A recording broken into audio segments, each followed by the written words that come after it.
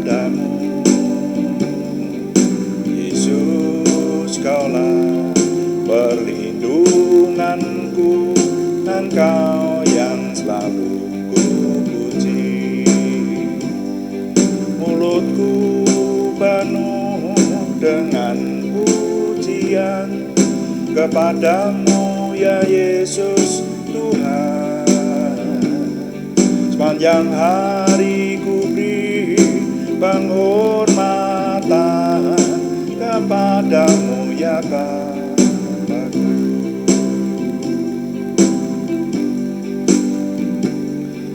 Tuhan, Kaulah pengharapanku, ku percaya hanya kepadamu.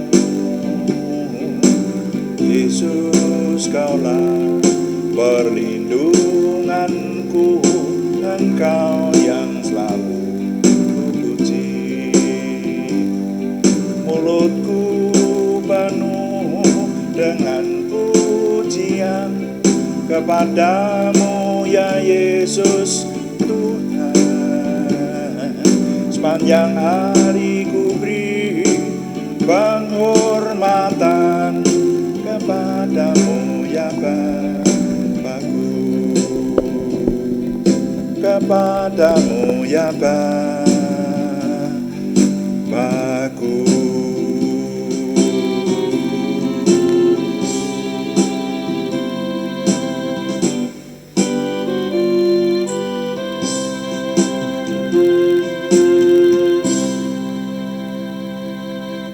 Bapa, kami mengucap syukur untuk malam hari ini. Kami mau mempersembahkan doa malam kami.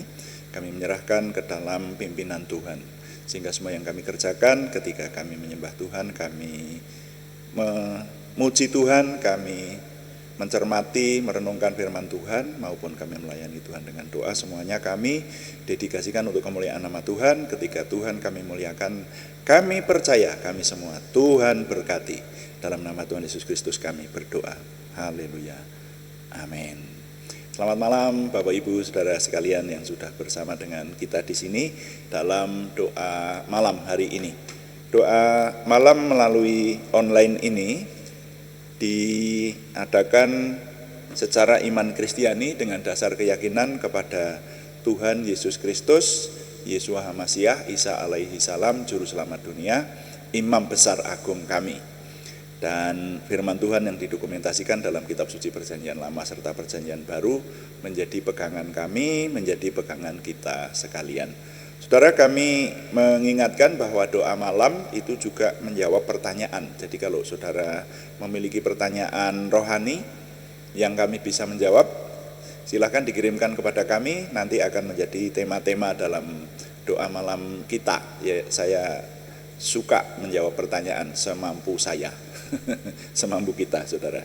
Dan doa malam juga seringkali kami dedikasikan untuk mencermati apa yang terjadi pada zaman ini, saudara ya. Karena kita ini hidup di zaman yang luar biasa, yang disebut oleh Tuhan hari-hari yang jahat. Sudah kita renungkan ya, hari-hari yang jahat. Jadi kalau ada sesuatu yang perlu direnungkan, itu kita renungkan dengan dasar keyakinan kepada firman Tuhan. Kita mencari dari firman Tuhan sehingga apapun yang boleh terjadi di sekitar kita itu kita bisa menyikapinya dengan benar sesuai dengan yang Tuhan kehendaki. Nah, kali ini belum ada pertanyaan yang masuk, jadi saya mengajak Bapak Ibu Saudara merenungkan perenungan firman Tuhan. Judulnya adalah yang berbahagia adalah yang miskin. Wah, bagaimana ini saudara? Yang miskin malah yang berbahagia. Kita baca dulu ya. Ucapan Tuhan Yesus di Matius pasal 5 ayat 1 sampai 3 dulu ya, kita baca. Saya baca untuk kita sekalian. Matius pasal 5 ayat 1. Ketika Yesus melihat orang banyak itu, naiklah ia ke atas bukit, dan setelah ia duduk, datanglah murid-muridnya kepadanya.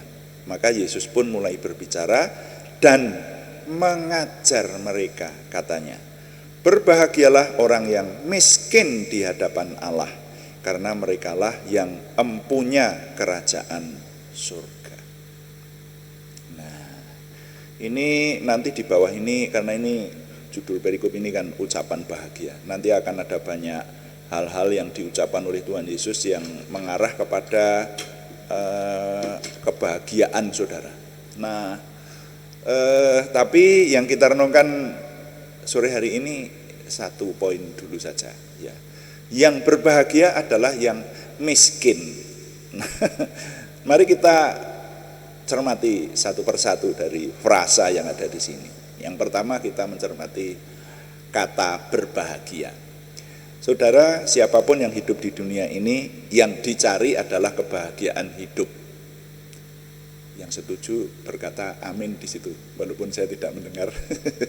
Tapi saudara setuju kan? Yang dicari itu adalah damai sejahtera, ya, kesenangan yang pada akhirnya membawa kebahagiaan hidup. Yang dicari orang adalah hidup berbahagia.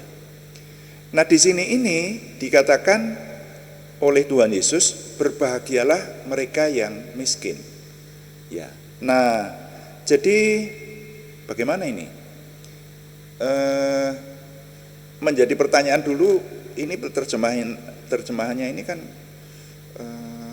perintah ini. Lah itu kan perintah. Berbahagialah orang yang miskin. Tapi sebetulnya kalau kita membandingkan dengan beberapa terjemahan, kalau terjemahan lama itu juga masih dituliskan, berbahagialah segala orang yang rendah hatinya. Nah, rendah hati, karena mereka itu yang mempunyai kerajaan surga. Ya, kalau di sini tidak dituliskan miskin tapi rendah hati. Nah, kalau dalam Indonesian IILT 3 gitu ya,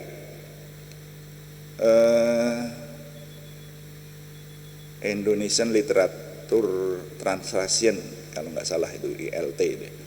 Berbahagialah orang yang miskin dalam roh, loh, karena kerajaan surga adalah milik mereka.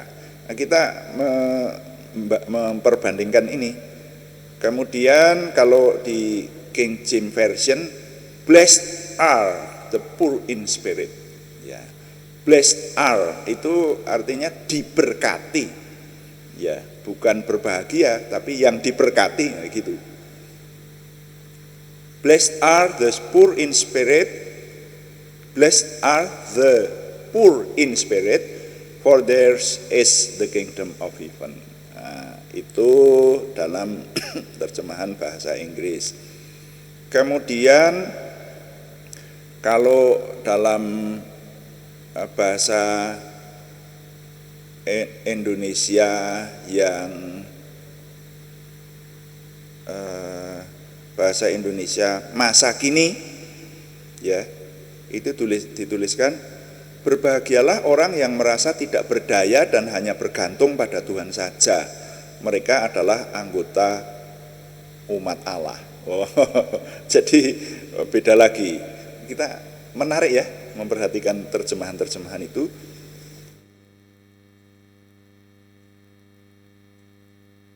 Nah, dalam terjemahan yang lain lagi, dalam versi mudah dibaca, versi mudah dibaca, betapa bahagianya, gitu. Betapa bahagianya orang yang tahu bahwa mereka mempunyai kebutuhan rohani. Nah, ini lebih dijelaskan lagi kan ini. Kerajaan Allah adalah miliknya. Nah, itu saudara ya. Lalu dalam bahasa Jawa tahun 81, rahayu wong kang mlarat ing budi, awit iku kang padha nduweni kraton ing swarga. Saya suka yang terjemahan tahun 94 dalam hal ini saja. Bejo wong sing rumangsa ringkih ana ing ngarsane pangeran, awit wong sing kaya ngono kuwi sing dadi umat ana ing kratoning Allah. Jadi saudara-saudara, wah, ini beberapa terjemahan ini semakin menjelaskan kepada kita sebetulnya yang dimaksud dengan ucapan Tuhan Yesus yang diterjemahkan berbahagialah itu sebetulnya yang bagaimana. Di sana tadi dijelaskan bahwa yang berbahagia adalah, yang diberkati adalah, nah itu. Jadi blessed are tadi, diberkati. Jadi yang diberkati, yang berbahagia, yang memperoleh kesejahteraan itu adalah orang yang, nah itu. Nah, ini orang yangnya ini yang akan kita teliti berikutnya. Berikutnya dikatakan miskin. Wah, kok nggak enak. Yang berbahagia malah yang miskin, padahal konsep manusia yang berbahagia itu adalah yang kaya toh. Ya kalau enggak kaya ya bagaimana bisa berbahagia? Ya. Nah, tapi di sana dikatakan bukan hanya sekedar miskin, Saudara. Tapi dikatakan miskin di hadapan Tuhan. Atau yang miskin dikatakan tadi ada hubungannya dengan roh ya.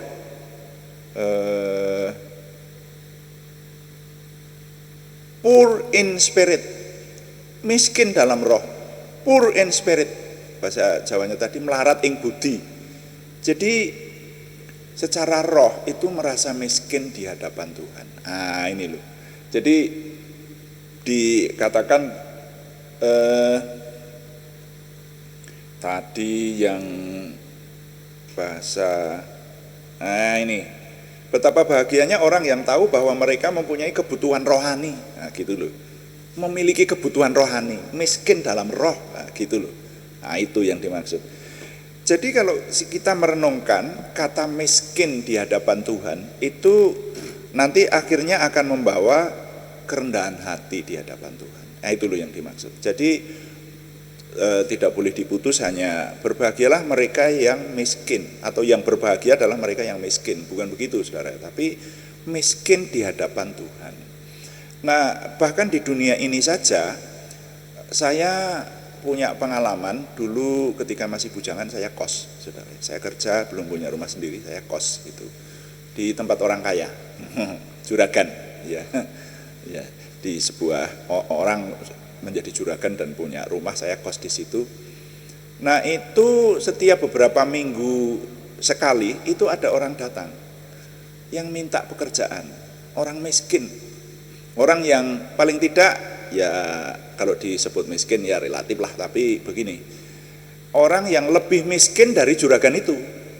Jadi orang itu merasa miskin, walaupun di kampung dia punya rumah, punya harta, mungkin seperti itu kan, tapi dia merasa miskin. Lalu dia datang kepada si juragan itu dan berkata, mencari pekerjaan. Saya mencari pekerjaan, biasanya bersih-bersih rumah begitu. Oh ya, bersih-bersih rumah. Nah sekarang saya mengalami saudara, ada saya bukan berkata bahwa saya kaya banget begitu ya. Saya tetap miskin di hadapan Tuhan. Itu saudara ya. Tapi ada sekarang ini orang yang rata-rata sebulan sekali gitu, beberapa minggu sekali gitu datang, dan dia kalau disuruh masuk rumah enggak mau. Dia bahkan hanya duduk di lantai di serambi gitu, seringkali kita jengah sendiri. Ayo masuk sini. Wah enggak, sini aja. Sudah masanya bersih-bersih halaman apa belum? Wah saya cari pekerjaan. Gitu saudara ya. Nah jadi di dunia saja terjadi seperti itu. Orang yang merasa miskin itu datang kepada si kaya. Orang yang merasa miskin itu datang kepada si kaya untuk minta pekerjaan, minta sesuatu yang bisa menghasilkan, pertolongan dari si kaya itu. Nah, di sini dikatakan yang berbahagia adalah mereka yang merasa miskin di hadapan Tuhan. Lebih dijelaskan lagi, betapa bahagianya orang yang tahu bahwa mereka mempunyai kebutuhan rohani. Ini dalam versi mudah dibaca ini tadi toh, dituliskan seperti itu. Betapa bahagianya orang yang tahu bahwa mereka mempunyai kebutuhan rohani. Kerajaan Tuhan adalah miliknya, dikatakan seperti itu.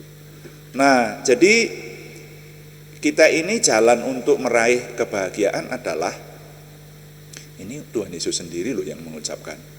Ini konsep atau jalan atau resep ya, rumus hukum yang diberitakan oleh Tuhan Yesus sendiri, dinyatakan oleh Tuhan Yesus sendiri.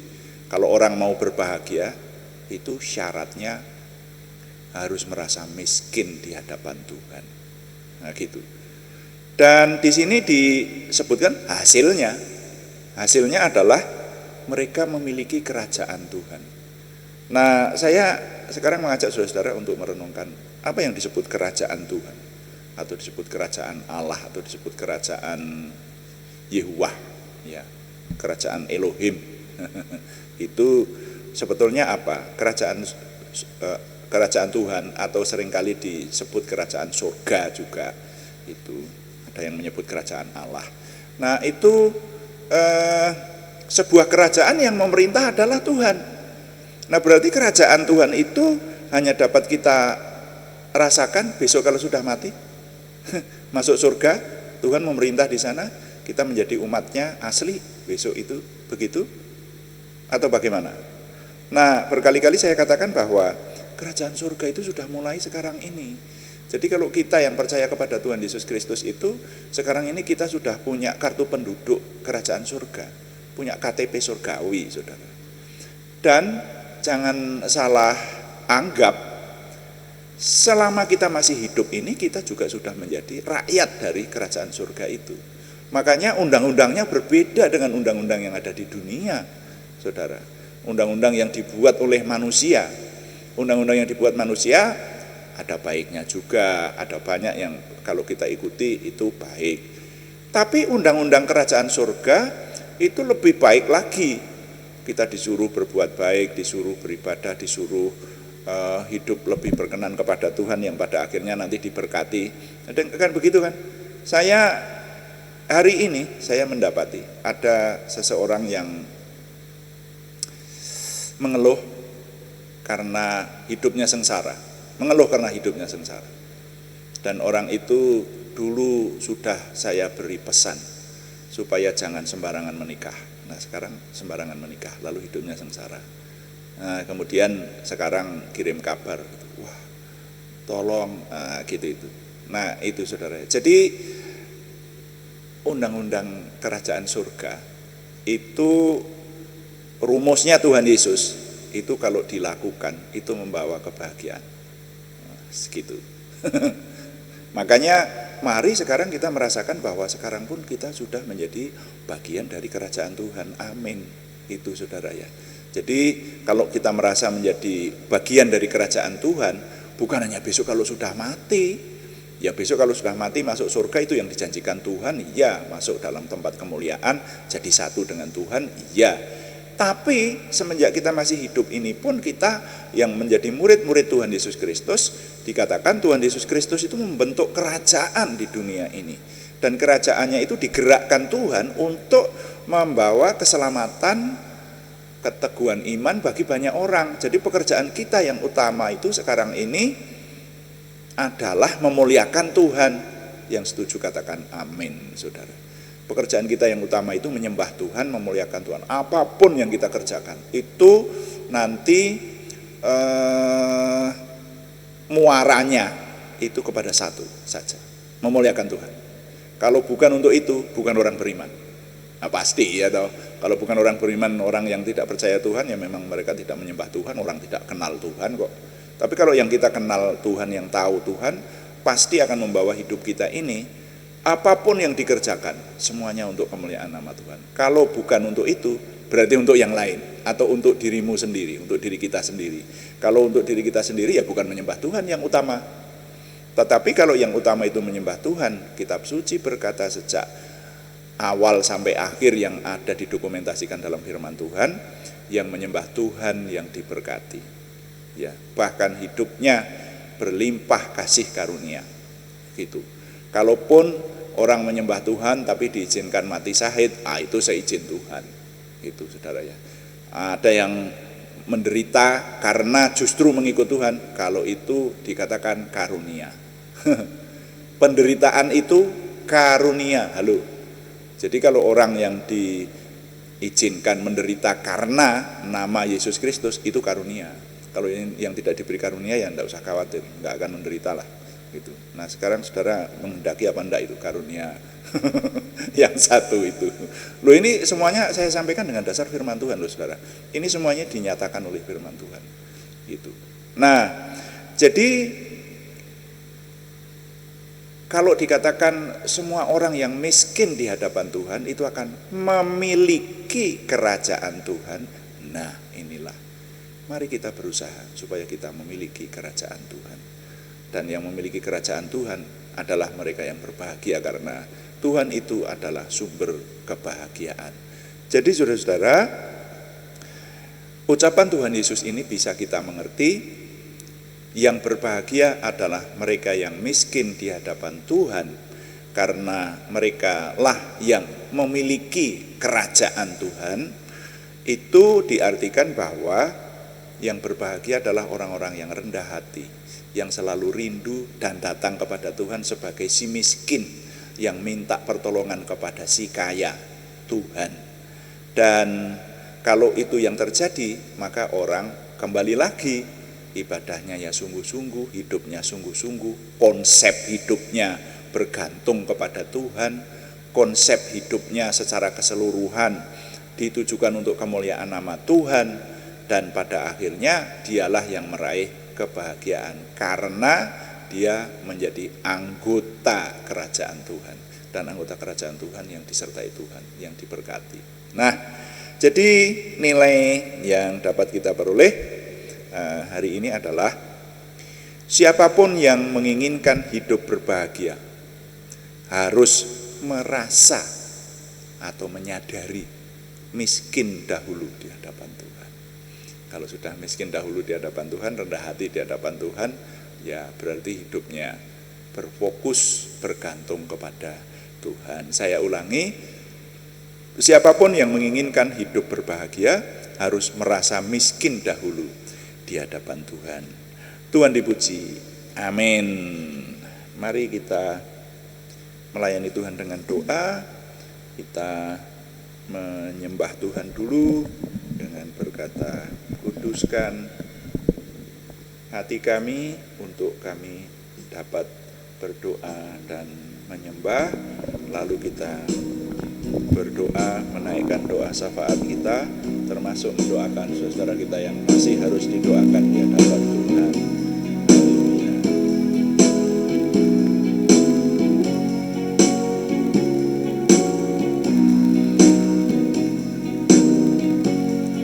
Kuduskan tempat ini untuk kami berdoa. Kuduskan hati ini untuk kami menyembah, biar segala perkara ku serahkan padamu, Yesus, dan Roh Kudus bekerja membimbing kami semua. Kuduskan tempat ini untuk kami berdoa. Kuduskan hati ini untuk kami menyembah, biar segala perkara ku serahkan padamu, Yesus, dan Roh Kudus bekerja membimbing kami semua, dan Roh Kudus bekerja membimbing kami semua.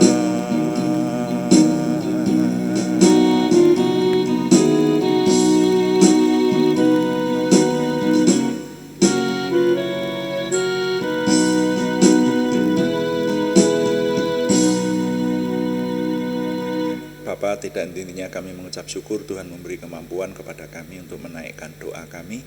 Kami melayani Tuhan dengan doa, dan sekarang kami menyerahkan Tuhan semua yang sudah kami renungkan hari ini. Tuhan memberkati sehingga kami mampu menghidupinya. Kami menjadi umat-Mu yang merasa miskin di hadapan Tuhan. Kami datang kepada Tuhan, mengungsi kepada Tuhan, minta tolong Tuhan, minta pimpinan Tuhan, sehingga hidup kami ini bergantung kepada Tuhan saja. Kami yang miskin, kami tidak dapat melakukan apapun kecuali tanpa pimpinan Tuhan, pimpinan Roh Kudus yang dominan atas hidup kami. Terima kasih Bapa, kalau anakmu ini berhenti berbicara karena berbagai keterbatasan dalam menjelaskan firman Tuhan ini, baik keterbatasan kemampuan maupun keterbatasan waktu, tapi kami mohon Roh Kudus yang tidak terbatas itu terus menolong kami, sehingga firman-Mu dapat kami serap dan terus berbuah dalam hidup kami. Terima kasih Bapak, sekarang kami berdoa syafaat untuk bangsa dan negara kami khususnya. Kami terus menyerahkan supaya Tuhan memberikan kesejahteraan kepada bangsa dan negara kami, termasuk kota-kota di mana kami tinggal, sehingga kami ada dalam kesejahteraan yang Tuhan anugerahkan. Terima kasih Bapak, sekarang izinkan kami berdoa untuk nama-nama yang membutuhkan kesembuhan dari Tuhan. Dari nama-nama ini ada beberapa yang sudah mengalami kemoterapi, dan ada yang menderita stroke, ada yang masih dalam tahap penyembuhan mengatasi batu ginjal. Ada anak yang kami doakan supaya bertumbuh sesuai dengan yang diharapkan, memperoleh pemulihan dari Tuhan. Ada yang menderita pembengkakan di beberapa bagian tubuh. Kami berseru dalam nama Tuhan Yesus Kristus, Yeshua HaMasyiah, Tuhan memberikan kesembuhan lebih sempurna lagi dalam nama Tuhan Yesus Kristus kepada saudara-saudara kami Arni Setiawati, saudara kami Budi Suswanti, saudara kami Yohanes Sutarman semuanya di Purwodadi, saudara kami Alex Geo Pano Wibowo di Salatiga, saudara kami Cahyani Bagiowati dan saudara kami Siti Rondiah di Semarang, saudara kami Tumbur Baruhum Nainggolan di Kudus, dan bahkan juga kepada nama-nama yang belum kami sebutkan lagi tapi yang bersama dengan kami merindukan kesembuhan dari Tuhan. Tuhan yang memberi dalam nama Tuhan Yesus Kristus. Tuhan memberikan anugerah mujizat kepada kami ya Tuhan. Terima kasih, kami berharap dan berpegang kepada ketekunan doa kami. Tuhan berfirman, orang yang tekun berdoa Tuhan jawab doanya. Karena itu Tuhan berkenan membuat telinga kami peka mendengar suara Tuhan. Dan Tuhan memperjelas suaramu sehingga kami tahu kehendak Tuhan. Dan inilah doa kami, kesembuhan Tuhan anugerahkan, umur panjang Tuhan anugerahkan, dan sukacita damai sejahtera Tuhan. Kami juga berdoa untuk pergumulan selain kesembuhan, yaitu pergumulan dari saudara kami Yohana Asri Sabdorni di Kediri dan saudara Warsiti di Purwodadi. Tuhan yang memberi, Tuhan yang menjawab doa, memberi terobosan baru, keberhasilan, sehingga pertolongan Tuhan nyata buat kami. Terima kasih Tuhan, kami setiap hari boleh menyelesaikan pekerjaan kami, baik pekerjaan harian maupun pekerjaan melayani Tuhan, onsite maupun online. Kami menyerahkan Tuhan yang menolong sehingga semuanya dapat kami selesaikan lebih sempurna lagi menuju kepada kesempurnaan Tuhan sendiri. Terima kasih Bapa, kami mengucap syukur dengan ini. Setiap hari Tuhan membawa kami semakin memiliki pengenalan akan Tuhan, percaya diri bersama Tuhan, antusiasme, optimisme, semangat dan bergairah menyambut masa depan kami untuk menang bersama dengan Tuhan. Kami mohon Tuhan yang menyempurnakan doa kami oleh pertolongan dan pimpinan Roh Kudus, karena semuanya kami persembahkan dengan mantap percaya dalam nama Tuhan Yesus Kristus Juru Selamat kami. Haleluya. Amin. Demikian doa malam hari ini, saudara-saudara sekalian. Tetap kami mengingatkan bahwa doa malam dilaksanakan setiap hari Senin sampai hari Sabtu pada jam 6 atau jam 18 waktu Indonesia Barat. Saudara yang setia mengikuti, belajar bersama dengan kita di sini, saudara ya. Dan juga ada doa pagi, yang doa pagi temanya berbeda. Yang doa pagi membaca kitab suci dan merenungkan secara keseluruhan, mulai Kejadian sampai Wahyu. Wow, ini anugerah. Setiap pagi kita dibangunkan untuk bersama-sama bersekutu dalam Tuhan dan mengerti kehendak Tuhan, semakin memiliki pengenalan akan Tuhan. Karena itu kami tetap mengharapkan dukungan Anda. Terima kasih kepada semua yang sudah mendukung dengan mengirimkan dukungan apapun juga. Kami tetap mengharapkan setidaknya dukungan doa, dukungan subscribe juga. Yang belum memberikan subscribe, terima kasih berkenan memberikan subscribe, like, komen, dan share. Bagikan kepada teman-teman di lingkungan saudara supaya lebih banyak lagi yang diberkati bersama dengan kita. Selamat malam, Tuhan memberkati. Amin.